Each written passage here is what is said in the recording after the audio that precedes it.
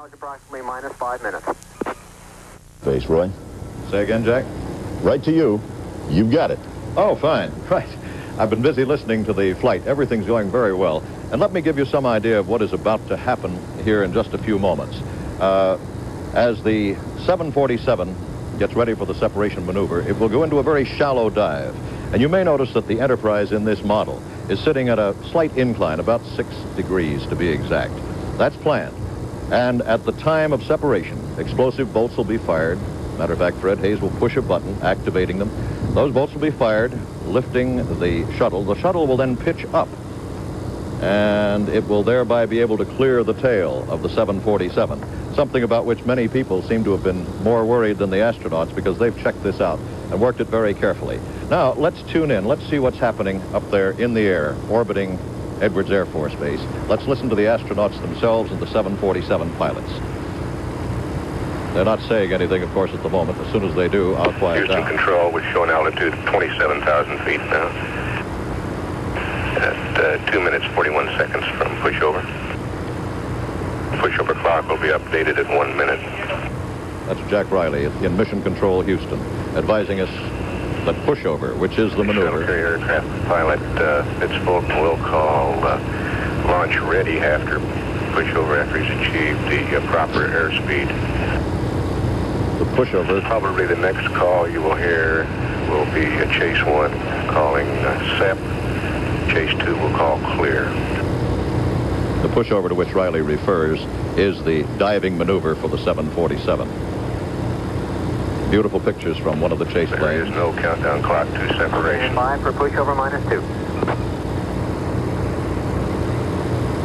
Mark, pushover minus 2. That's minus 2 minutes to the pushover. No problem. And the person calling that. Separation is the option of Fred Hayes after the launch ready call. We're hearing Houston Mission Control in direct communication with the astronauts and with the pilots of the 747. And Mr. Riley is in Mission Control in Houston, much like the flights that flew in space. That, of course, is preconceived because Houston Mission Control will be doing all the controlling for the later orbital flights of the shuttle, and so they're breaking in the flight crews now. And in this picture, you can see very clearly chase plane activity off to the side. Those chase planes are observing the 747 and the shuttle. Stand by for pushover minus 1.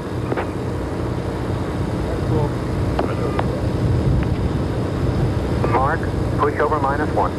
You can set your watch by it. We're 1 minute away from the pushover, which will be the diving maneuver of the 747. And once they've achieved the right speed and the right altitude, then Fred Hayes will push the button. 905 and Enterprise Houston is go for pushover. 905. 905 is the 747, by the way. That's its code name. Up to launch heading. Roger. Launch ready. That was Fred Hayes advising that he's ready aboard the Enterprise. Okay, Enterprise is set. Thanks for the left, Ed. You bet. Anytime.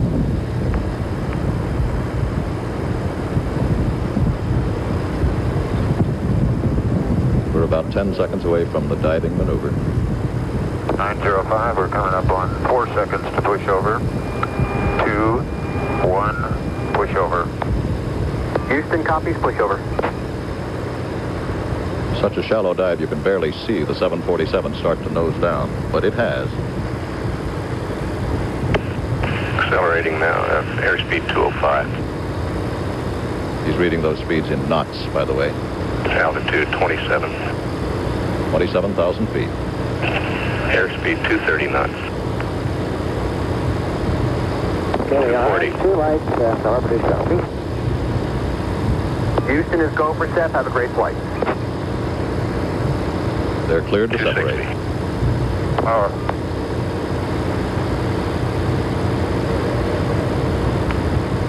Launch ready. Take on There SEP. they go. They have separation. Phase 2 clear. Okay, we got a GPC light, lost the sync on 2, pushing over. Got a big X on computer number 2. Roger, standby and halt on GPC number 2. Go for mode 203. Roger. They're flying by computer, Flying good. and you can hear them Roger. talking about the computer readouts now. 250, starting flare. Putting on his flaps just like an He's airplane. conducting a practice landing at altitude now. This gives him the feel and attitude and same airspeed as when he touched down. 270. 20,255.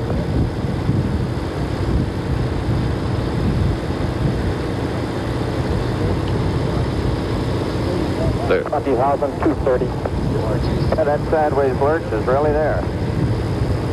Yeah, looking great there, Fred. Okay, Houston, we're configured for the dismount start. Roger, we copy. Okay, Fred, 205 at 20,100. Okay, 11 Alpha, pushing over. Okay, I got you 195 and 20,000.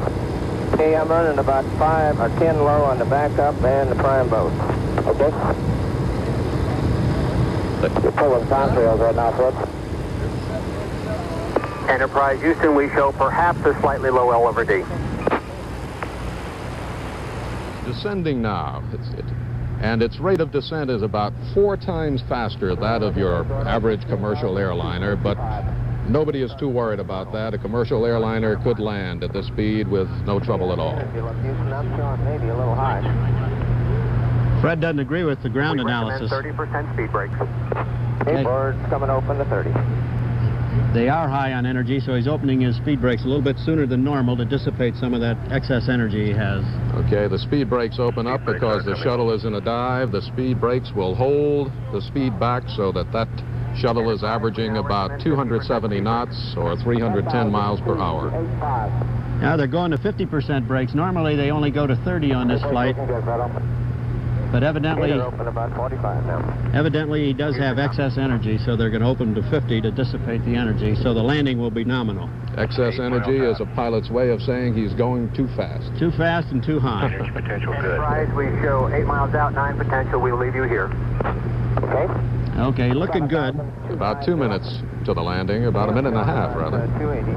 Okay, why don't you use yours until we get a little lower?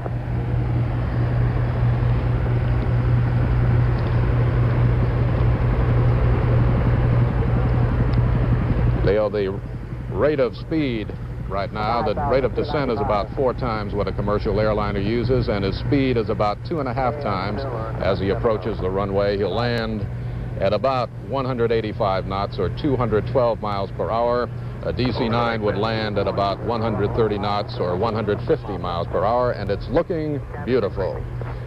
We should be able to eyeball it from our perch just beyond the runway here at Edwards Air Force Base. Fido says it looks super. It looks super. I have him on the glasses, Mort, now. Okay, we've got him. He's coming in. Should be about, what, 3,000 feet up there now, Leo? Pre-flare. Yeah, he's at Speed brake's coming in now. the pre-flare, so he's flaring now onto a We are armed and... Okay, the flare, 1.5 degree glide the slope. flare will slow him down for the landing. A pre-flare, then will be a flare. That means he's lifting his nose up to slow the shuttle down. Coming down at 270. He looks beautiful. Putting the gear down just a little bit fast, but This he's got is some only- excess energy. Only the second time the gear has come down. Down here. Gear looks 50 good. feet. They are locked into place. 40 feet. This has never been attempted, 20. and 50, it is 10. Holding 10. just about 220 at about 5 feet. 4 feet. Getting some dust. 4 feet. 3 down, feet. down, 2 feet. and it's down. Just over off about 2 It's feet. down. It has landed, You're on. and it looks Okay, beautiful. your nose wheel's about 10 feet. It'll take about 30 seconds before it rolls to a halt. Leo, that was absolutely letter perfect About from 5 my feet. view at 4, least. 3, 2, 1. Nose gear down. We'll see you, babe. He now steers it with the rudder. Great. Maintains, stays on the runway with the rudder. He's got his speed brakes are fully open. Leo, in the event anybody's concerned about what appears as smoke on the screen, that's really sand. This lake bed does not have an artificial surface over it, and that is sand being picked up by the shuttle. The 5-minute and 10 or 20-second flight has been a success. The 2 astronauts have reported that they are okay, and the mission appears, at least from our point of view, to have been perfect, Leo. Yeah, it was beautiful. He was a little bit fast and high, and he touched down a little higher further down the runway, but the touchdown was a very low sink rate. Okay, Leo, let's just listen in. Perhaps we can hear from Fred Hayes or Gordon Fullerton, the two astronauts on board that shuttle.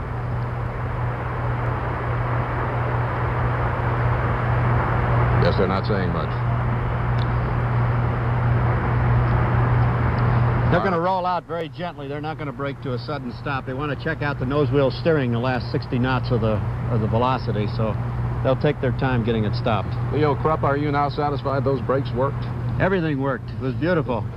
Just the way you flew it in the simulator those many times. He did inadvertently get a little high on energy, but other than that, the flight was perfectly nominal.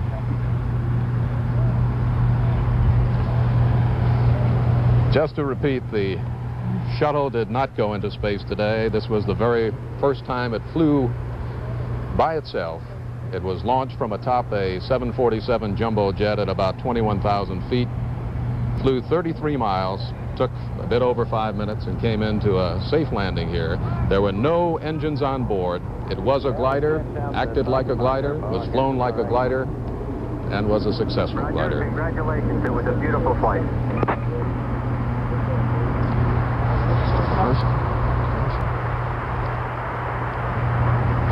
We got about a quarter knot, and we just stopped. Just came to a stop now. Okay, Leo, and the next time we'll see this vehicle fly, we expect, will be in the last week of August. I think they have penciled in an August 30th date for the next free flight.